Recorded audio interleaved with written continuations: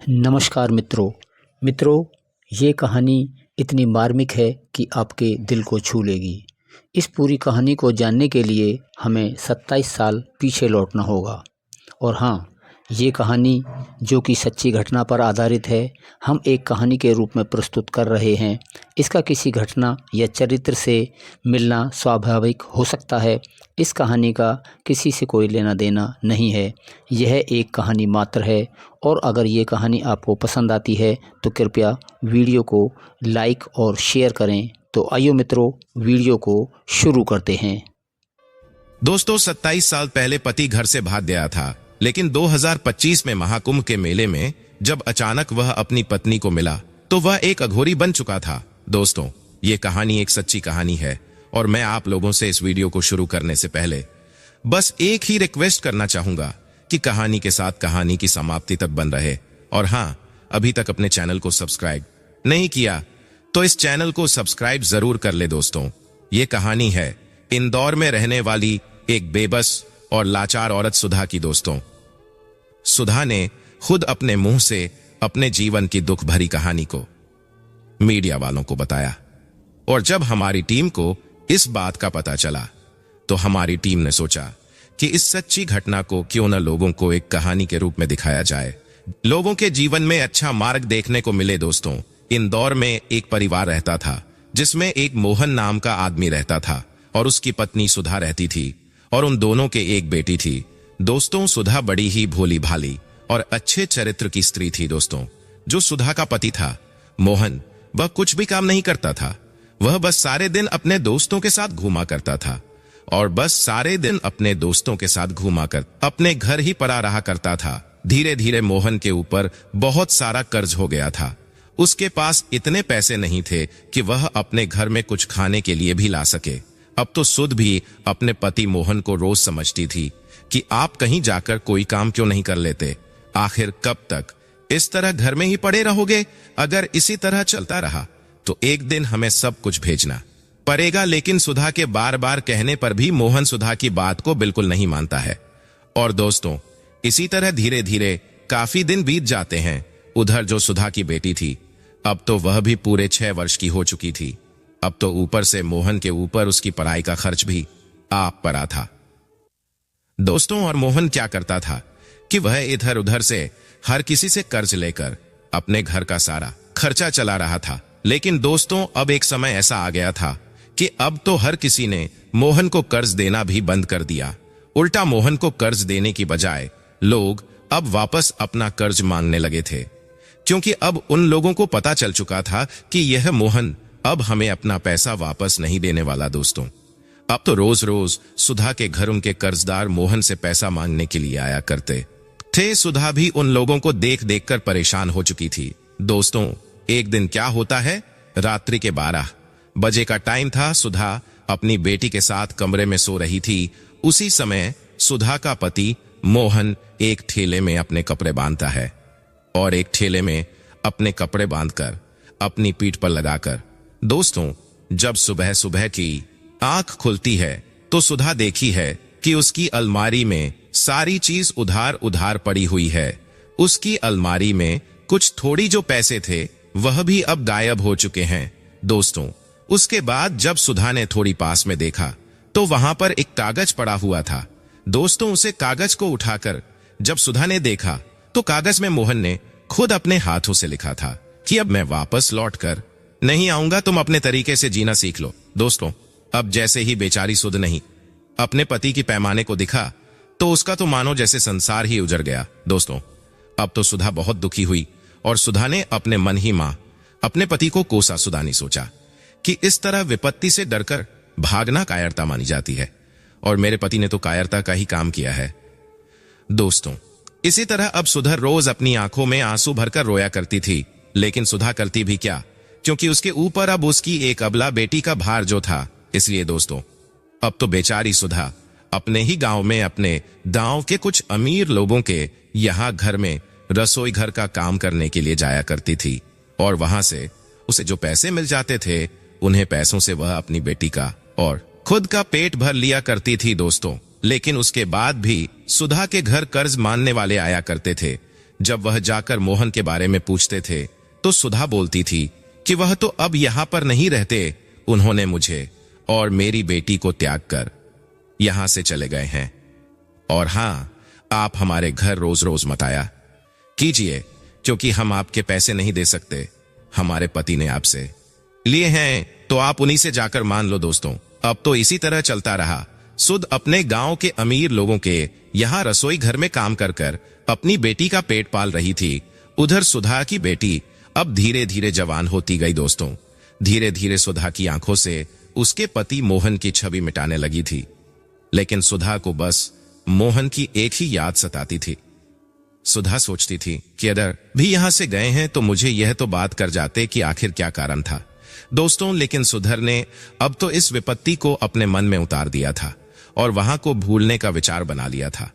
लेकिन दोस्तों, एक दिन क्या होता है, 8 जनवरी का दिन था। सुधा की कुछ पड़ोसी प्रयागराज महाकुंभ में मेला देखने के लिए गए हुए थे। जब भी लोग मेला देखकर वापस आ जाए तो उनमें से एक पड़ोसी सुधा के घर आता है और सीधा सुधा के घर जाकर सुधा से कहता है, अरे सुधा बहन, तुम्हारे लिए एक बहुत बड़ी खुशखबरी है, अगर तुम जानना चाहो तो बता दो। दोस्तों, तभी सुधाकर पड़ोसी सुधा से कहते हैं, हम कुछ लोग प्रयागराज में वहां कुंभ का मेला देखने के लिए गए थे, वहां पर हमें एक अघोरी मिला था।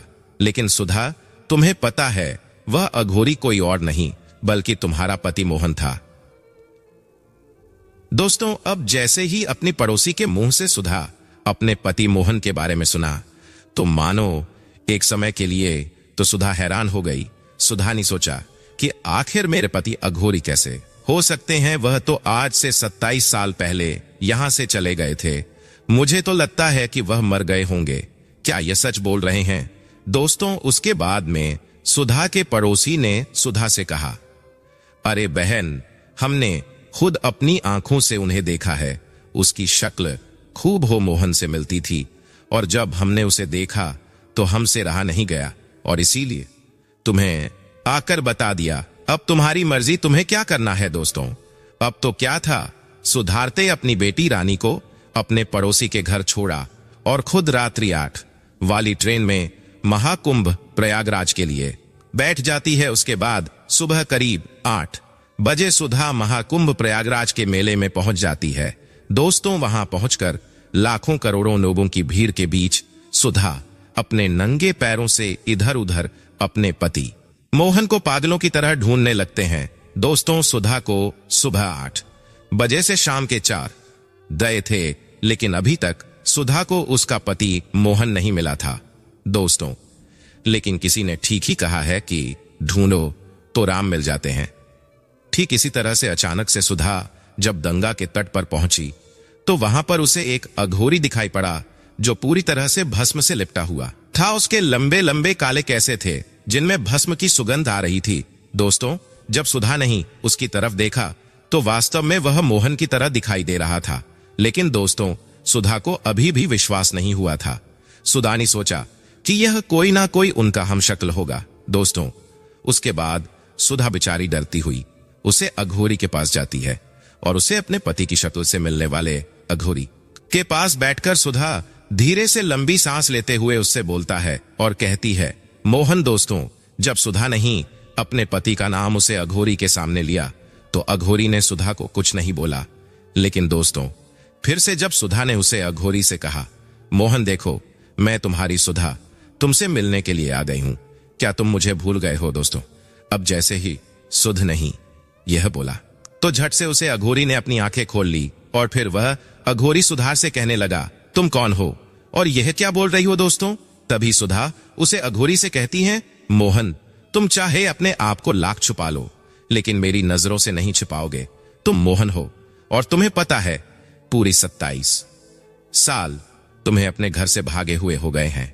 अब तो तुम ही बताओ, तुम्हें पता है हमने एक एक दिन तुम्हारे बिना कैसे काटा है? मोहन, अब तो मुझे बता दो, आखिर ऐसी क्या मजबूरी थी जो तुम हमें और अपनी बेटी को छोड़कर भाग गए और यहां आकर एक अघोरी बन गए? दोस्तों, उसके बाद मोहन से रहा नहीं गया और मोहन की आंखों में आंसू छलकने लगे और मोहन ने अपनी पत्नी सुधा से कहा, सुधा, तुम्हें तो पता है कि मैं रोज रोज के लड़ाई झगड़ों से लोगों की तानों से परेशान हो चुका था। हमारे घर रोज रोज कर्ज मांगने वाले आया करते थे और मेरे पास कोई ऐसा कारोबार नहीं था कि मैं उन लोगों कितने सारे कर्ज को चुका सकूं। और मैं परेशान होकर एक दिन रात्रि का समय देखकर घर से भाग गया था।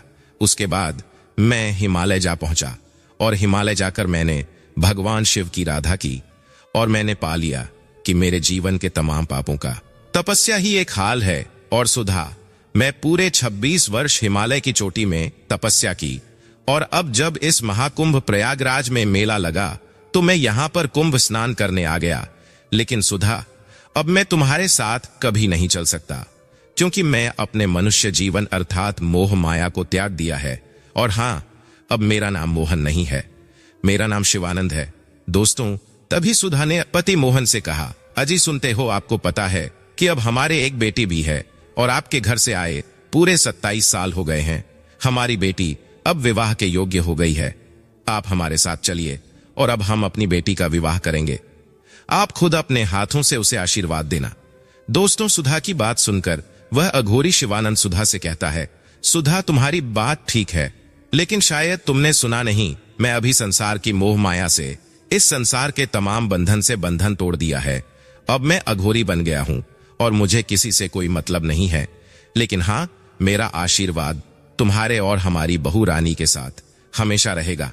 वह जहां भी रहेगी हमेशा खुश रहेगी। दोस्तों, उसके बाद सुधा ने अपने पति मोहन से कहा, आपको पता है, मैं आपके लिए पूरी 27 साल इंतजार करती रही और जब गांव वालों ने मुझे बताया तो मैं दौड़कर यहां चली आई। मैंने 3 दिन से खाना तक नहीं खाया और आपको तो हमारी कोई परवाह ही नहीं है। आप हमारे साथ क्यों नहीं चलते? दोस्तों, अब तो सुधा के बार बार कहने के बाद भी अघोरी शिवानंद सुधा को मना कर देता है और सुधा भी समझ जाती है कि अब ये हमारे साथ वापस नहीं जाने वाले। और दोस्तों, उसके बाद सुधा उसे अघोरी शिवानंद का हाथ पकड़ लेती है और उसे रहती है कि अब तो आपको हमारे साथ चलना ही होगा। लेकिन दोस्तों, वह अघोरी सुधा के हाथ को जोर से फटकारता है और अचानक से लाखों करोड़ों लोगों की भीड़ में मिल जाता है। दोस्तों, उसके बाद से सुधा को वह कहीं दिखाई नहीं देता है। और दोस्तों, पूरे 6 दिन तक लगातार सुधा अपने पति को वहीं ढूंढने लगते हैं, लेकिन अब मोहन उसे कहीं भी दिखाई नहीं देता है। आखिर में सुधार मानकर और इसे अपनी किस्मत भाग्य मानकर वापस इंदौर वाली ट्रेन में बैठ जाती है और अपने घर आकर अपनी बेटी का विवाह कर देती है। तो मित्रों, ये थी कहानी मोहन के अघोरी बनने की। और आपको ये कहानी कैसी लगी? अगर इस कहानी ने आपका दिल छुआ हो तो आप हमें कमेंट्स ज़रूर कर सकते हैं। कमेंट्स में हर हर महादेव लिखें। और अभी तक आपने हमारा ये शिव अमृत स्टोरी चैनल सब्सक्राइब नहीं किया है तो कृपया चैनल को अभी सब्सक्राइब करें। बेल आइकन के बटन को अभी दबा लें ताकि आने वाली वीडियो का नोटिफिकेशन आपको मिलता रहे। और आपने अंत तक हमारी वीडियो देखी, इसके लिए बार बार धन्यवाद। हर हर महादेव, जय महाकाल मित्रों।